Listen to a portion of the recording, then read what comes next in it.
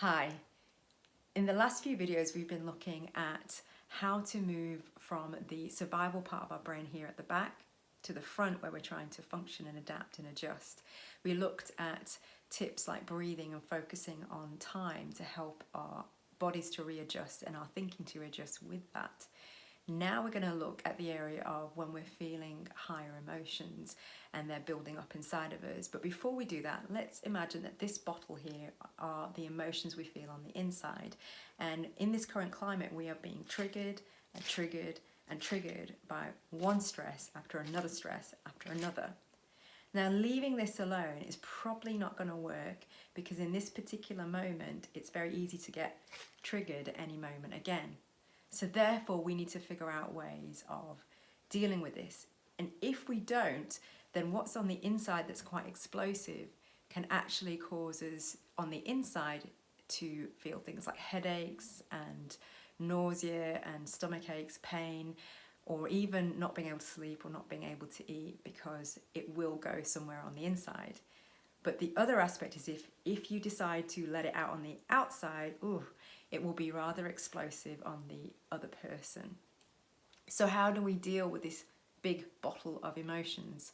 Well, I would say you need to learn to let it out really slowly.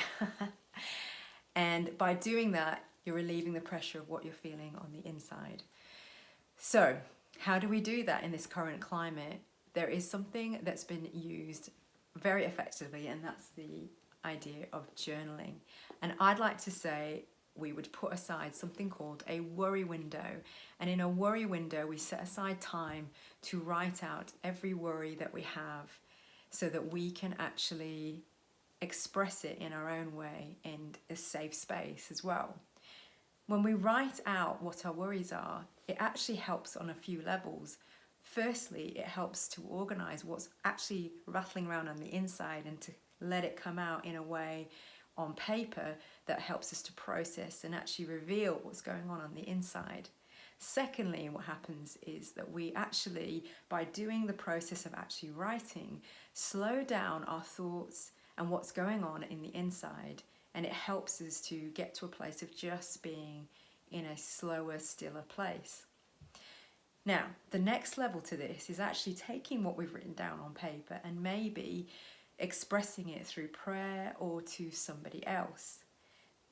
The other thought I have is if you're in a family household, then you could actually set aside a family time of a worry window where you all take time to write and then be brave enough to actually share with one another what you've written down and possibly even pray together about those things.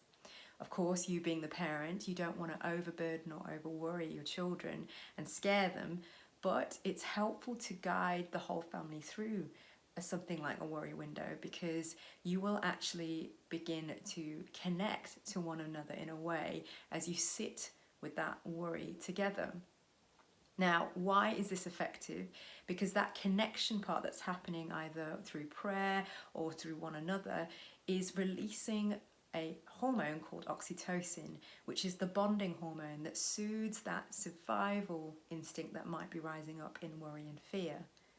So that is a way of dealing with some of those higher emotions that we might be feeling. And it's a useful tip to use, not just for yourself through journaling and praying or sharing with one another, but also for your family to be in it together. I hope that tip's helpful. I look forward to seeing you in the next video where we will look at the next tip. But in the meantime, stay well and see you soon.